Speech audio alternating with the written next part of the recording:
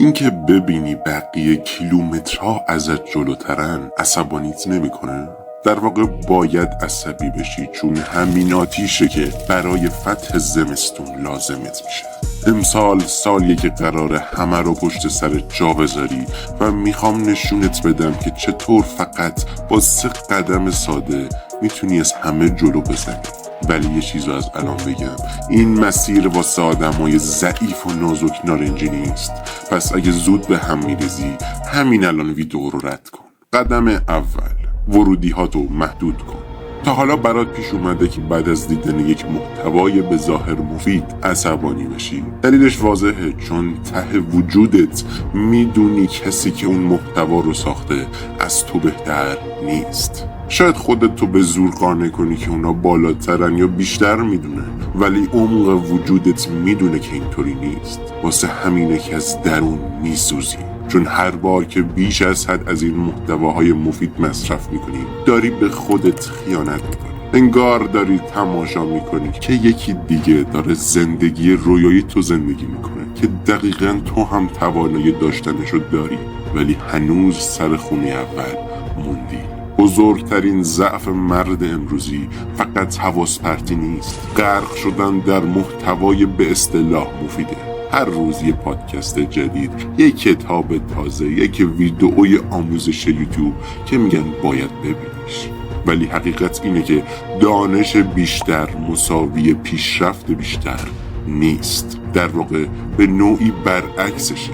وقتی مدام بین ایده ها و روش های مختلف میپری، هیچ وقت تمرکز و وقت کافی برای اجرای یکیشون هم نداری.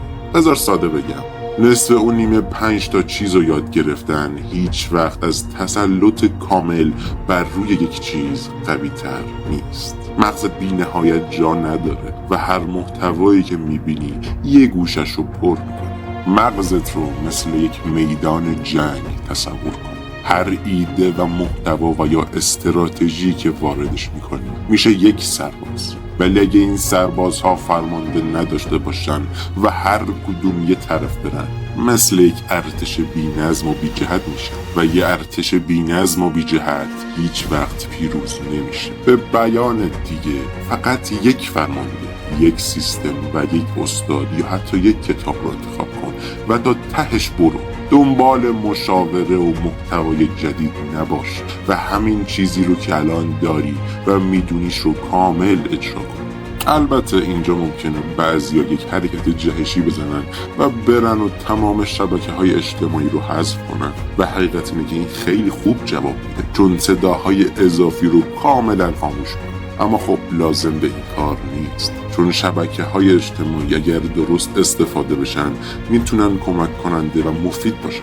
پس یک گزینه دیگه اینه که یک اکانت جدید بزنی و فقط کسایی رو دنبال کنی که با مسیرت هم راستا هستن و محتوای مفید و سازنده تحویلت میدن، بدون اسکرول های بی پایان، بدون شلوغی اضافی. شبکه‌های اجتماعی رو تبدیل کن به ابزاری مفید برای رشد، نه تله‌ای برای تعلم. وقتی این صداهای اضافی رو حذف کنی، یه اتفاق فوق‌العاده برات میفته. صدای روحت رو میشنوی. بیشتر آدم ها هیچ وقت به درونشون گوش نمیدن. واسه همینه که گم شدن، واسه همینه که بی هدفن. ولی وقتی سر و صدا رو کم کنی، روحت شروع میکنه به حرف زدن و دقیقاً میگه که با چه مسیر رو بری. نه مثل امثال اندرو تیت و نه هیچ اینفلوئنسر دیگه‌ای. فقط روحت و درونت میدونه حقیقت چیه. وقتی گوش بدی، انگار دوباره متولد میشی. شفافیت، قدرت و تمرکز میاد و مسیرت روشن میشه. اما گوش دادن به تنهایی کافی نیست. اینکه بفهمی هدف چیه هیچ ارزشی نداره اگر عمل نکنی. اینجاست که میرسیم به قدم سوم، عمل بی‌وقفه. ببین، بیشتر آدم ها به خاطر نداشتن دانش کافی شکست نمیخورن، بلکه به خاطر عمل نکردن به اون دانشه که شکست میخورن. همواره کتاب میخونن، دوره میخرن، ویدئو میبینن، ولی زندگیشون همچنان مثل یک کرمه. چرا؟ چون توی راحتی یادگیری گیر کردن و از سختی عمل کردن میترسن. تو به استراتژی جدید نیاز نداری، به مشاوره بیشتر نیاز نداری، این اینترنت لعنتی تا الان برای 17 نسلت اطلاعات کافی فراهم کرده. جوابها تماما داخل ناخودآگاهت هست، فقط باید عمل کن. دیگه فکر کردن بسه. شروع کن، حرکت کن، حتی اگه ناقص باشه، چون همین حرکت خودش شتاب میاره.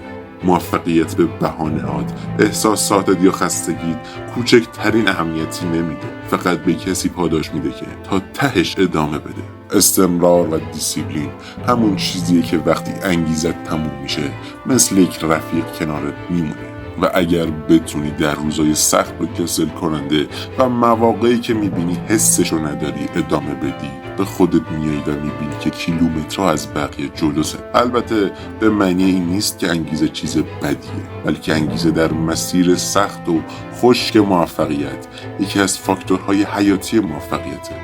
و کسی که وجود انگیزه رو بی ارزش بدونه تماما حرف مفت زد. پس یه کشش نمیدم، میتونم مثل بقیه یک محتوای 10 دقیقه ای رو با 40 دقیقه حرفای مفت تو خالی و خاطر تعریف کردن طولش بدم. اما برای این ویدئو فقط همین 3 قدم رو به خاطر بسپار. ورودی ها رو محدود کن، به صدای درونت گوش بده و عمل بی وقفه داشته باش. این کار رو بکنی امسال مال توه.